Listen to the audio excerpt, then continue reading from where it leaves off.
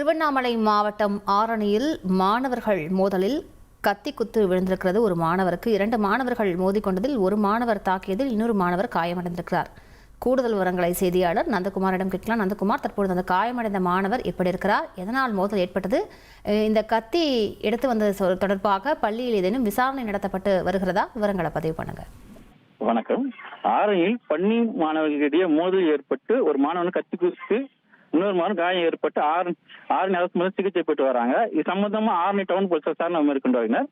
Arani down கோட்டை வீதியில் உள்ள அரசு உதவி பெறும் சுப்பிரமணிய சாஸ்திரி மேல்நிலைப்பள்ளியில் சுமார் 2000க்கும் மேற்பட்ட மாணவர்கள் ஆரணி சுற்றியுள்ள பல கிராமத்திலிருந்து வருகின்றனர்.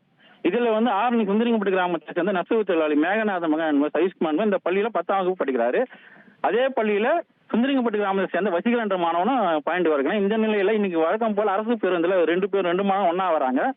வரும்போது ஆரணி புது பேருந்து நிலையிலிருந்து பள்ளிக்கு வரும் வழியில 2 கும்பலுக்கு தகராறு ஏற்படுது. இதுல சதீஷ்குமார் என்பவரை வசீகரன் என்ற மாணவன் கத்தியால் கழுத்தில் கீறி உள்ளார். இதில் பலத்த காயமடைந்த சதீஷ்குமார் தற்போது ஆரணி அரசு சிகிச்சை பெற்று வரார். என்னையும் அடிப்பட்டு எனக்கு தனக்கும் அடிக்கப்பட்டு தனக்கும் காயப்பட்டு சொல்லிட்டு வசீகரன் என்ற மாணவன் தற்போது ஆரணி அரசு மருத்துவமனையில் சிகிச்சை பெற்று வந்தனால இந்த நிகழ்ச்சி பரபரப்பு ஏற்பட்டது. இது சம்பந்தமாக ஆரணி டவுன் போலீசார் வழக்கு பதிவு செய்து விசாரணை மேற்கொண்டு வருகின்றனர்.